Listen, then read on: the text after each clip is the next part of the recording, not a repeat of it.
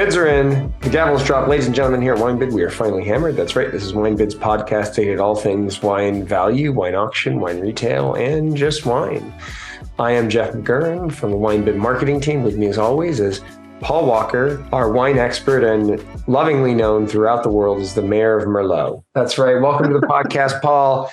Today, we're going to be going through the stuff that has come into auction this week, the new stuff in auction in the United States, probably mainly. Well, let me specify something, as I always have to do, which is we love to mention as many new items as possible in the auction, but we obviously don't get a chance to talk about everything. But we do have selections and picks which are listed on the wine auction news page at the bottom of the website. But anyway, with links to our picks, and then there's some, selections of different wines from different regions, and obviously a link to the podcast itself. But point is, there's a lot of stuff each week. We like to try and pull selections from a bunch of different places, and we try to talk about as much as we can, but obviously there's a whole lot we never get to. So, and don't forget, lots of wines are added after Sunday night. Typically, a lot of things are up by Monday, but there are things that get added later in the week. So be sure to check your favorites and anything you might be tracking or want to track midway through the week before the end of the week. So there you have it. Keep an eye out and take a look at our blog and take a look at the links we drop. I'm going to jump right into it. I normally don't mention this one, but I thought this was cool. 1990 Magnum of Opus One. Oh yeah, I picked that too. It's cool. That's a great bottle. It's a cool bottle. Already has a bid on it too, taking it from $720 to $70. Well, that's a rare one. That's not something you're going to be able to replace easily. That's a hard one to find at this point. It's a hard one to find. It looks like it's in great condition. I mean, the fill level looks good. The label looks good. And it's not like this, these things don't come along every single day. We maybe see this a couple times a year. Hard bottles to replace. I'm not going to go through all the new Harlan and Scarecrow and Screaming Eagle and Insignia. We've got a bunch of that stuff. We get, and it's a lot of it.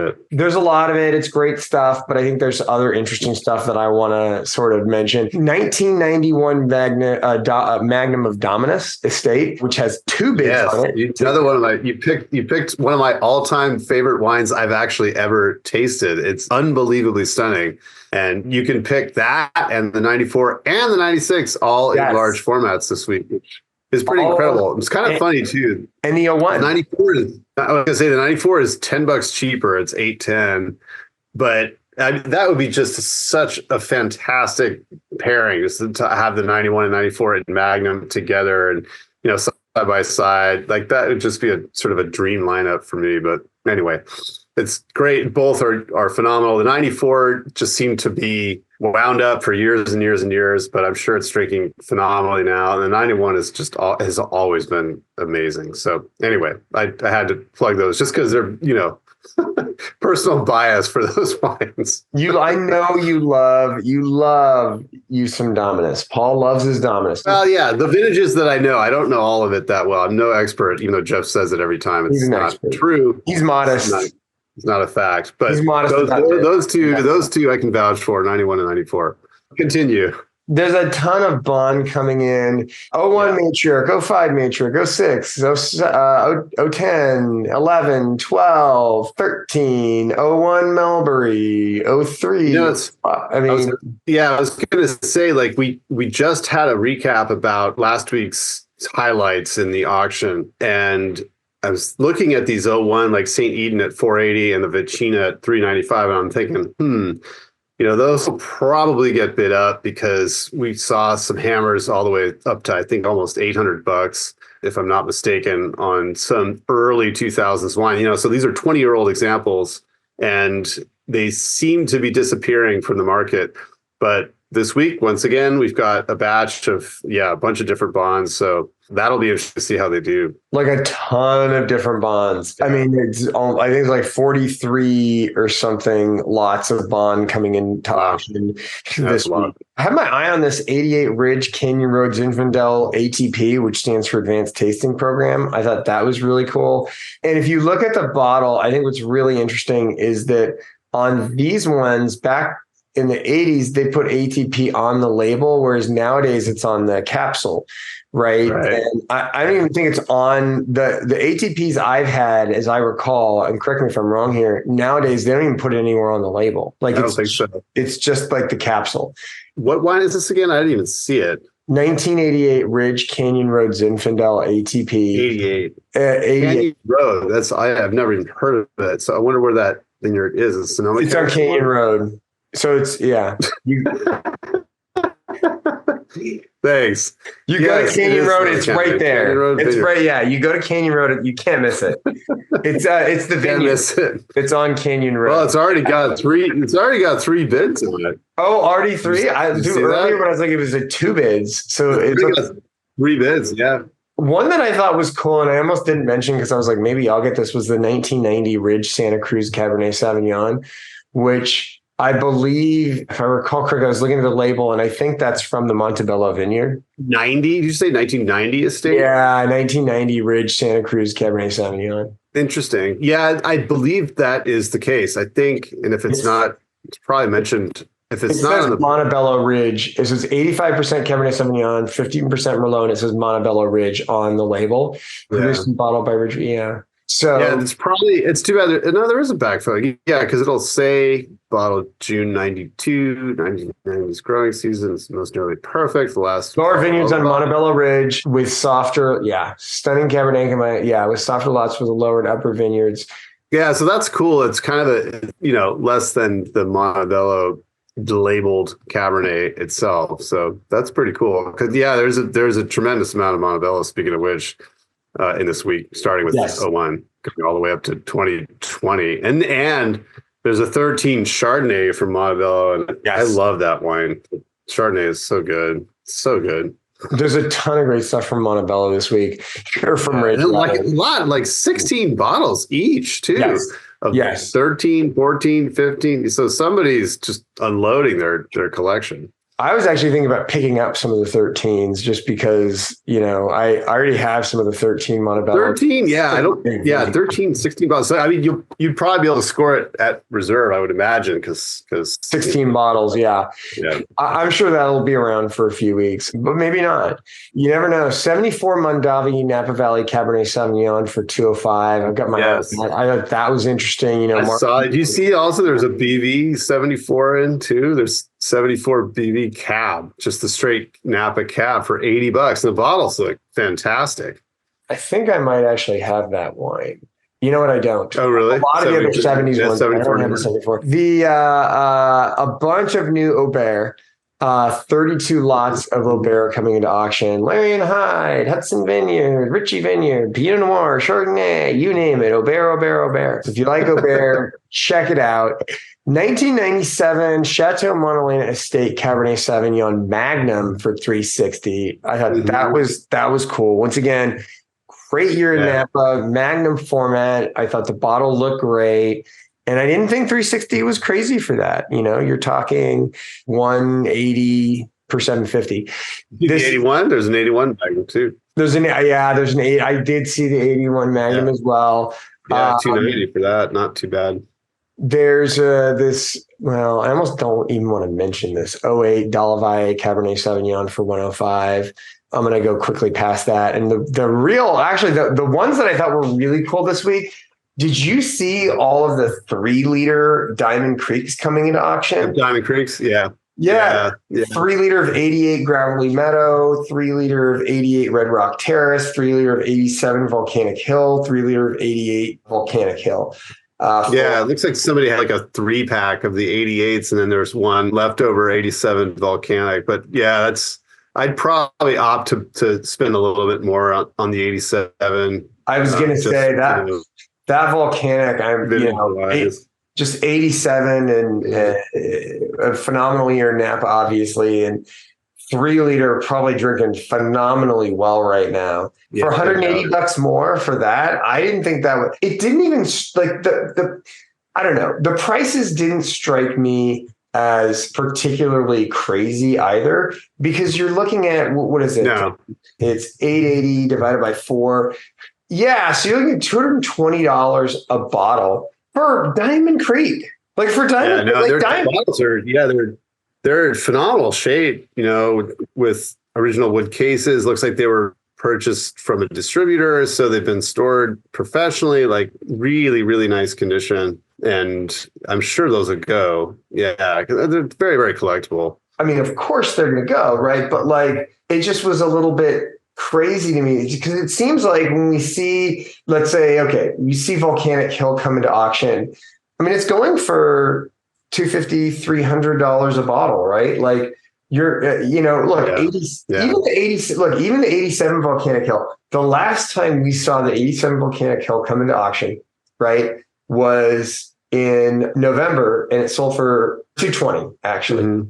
But before that, Yeah, so we've seen it sell like this 240. is four times the 750 price. It's 880, which is it's just a great deal. I think when to get That's large format in that condition and with that amount of age on it from a phenomenal vintage, it's not a bad deal at all. it's not a bad deal at all. But I guess my whole thing is like you'll see these, especially nowadays, you'll see these Volcanic Hills sell for 250, 260, Oh yeah, yeah. No, and it's a 3 liter. It's got a lot of age per year. Moving on. '01 Arajo Estate Isley Vineyard Cabernet Sauvignon for 285. They also have the '02 and the '05.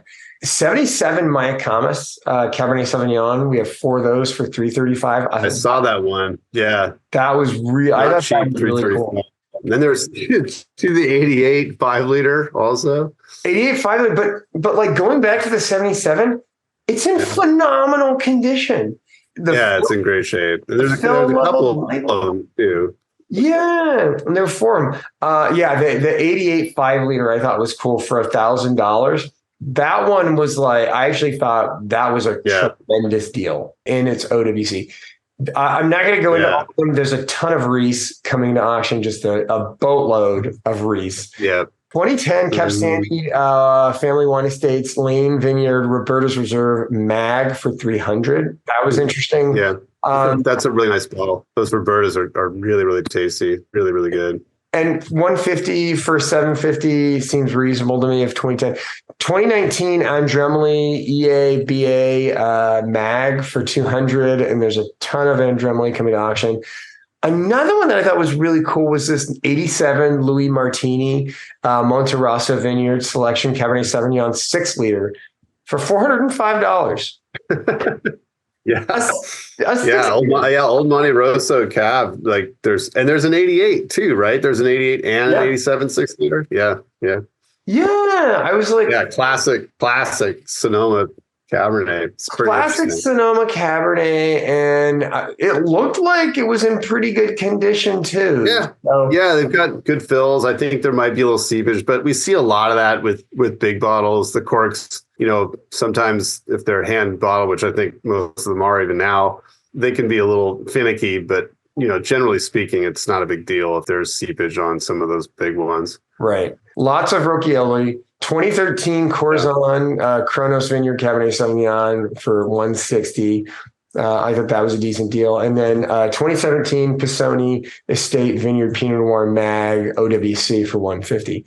What did I miss? Yeah, I was excited about those Pisoni Estate Mags because that's another format you don't see with that wine. I always bring it up because I think the stuff is great. And there's 19 and 17, 19, excuse me. There are 3 vintages. I should just say that. I can't seem to read the numbers. But anyways, 17, 18, and 19 Magnums. 4 of the 19, in fact. And the 19s are only $140 for Mag. Then the 18s are 160 and 17s are 150. So not tremendously expensive. And I believe they are probably closer to $200 from the wineries. So good deals on those bad boys. Yeah, you mentioned a lot of the stars that are in this week. There's a 76 Stag's Leap Cab for 280. I didn't think was tremendously expensive, especially, in a couple of years for a 50th bottle at, anniversary or birthday bottle. That's not a bad deal. Lots of cool classic California wines, and obviously lots of younger guys in this week too. But there's some Dieter Cabernet Franc and Cabernet Sauvignon. I always like to mention it because it's fantastic wine from Tokelon zone right behind McDonald's Vineyard in Oakville. And they're not tremendously expensive. The cabs are actually everything's under $100, and there's a couple of bottles of each.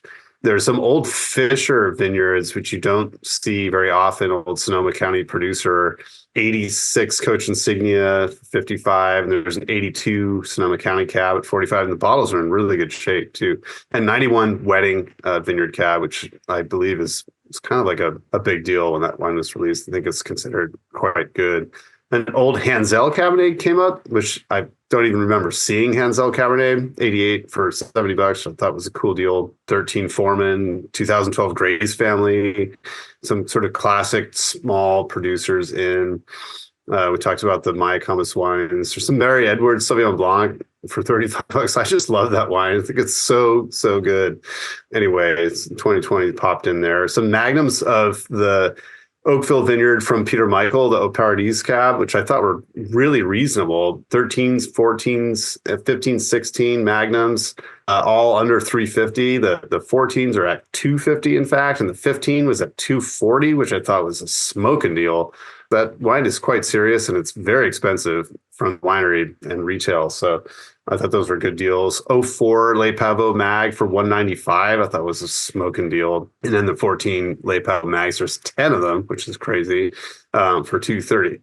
So lots of great California, classic and young producers. There's some, you mentioned Roquille. There's some Old Vine Sauvignon Blanc, which is really, really, really good. And when we see some, crazy Napa Sauvignon Blanc selling for insane prices, I think these at 55 are extremely reasonable. There's an 88 Silver Oak Bonnie's, which popped in. I think it's got a bid at 96. And there's some Tyler Santa Rita Pinot for $26. So that was a smoking deal. Some Whitcraft Pinot Noir, which has a kind of a sommelier cult following, but $35 for the 21. And some Windy Oaks from Santa Cruz Mountains, which I really, really like. Also, there's their estate special Burgundy clone Pinot Noir for $100 a bottle, but I think that's kind of a hard one to get. So, yeah, a bunch of great things from California this week. All right, and I think that just about wraps up our episode. Stay tuned this week for France with WineBid's finally hammered. This has been Jeff McGurn and Paul Walker wishing you happy bidding, and cheers. Cheers.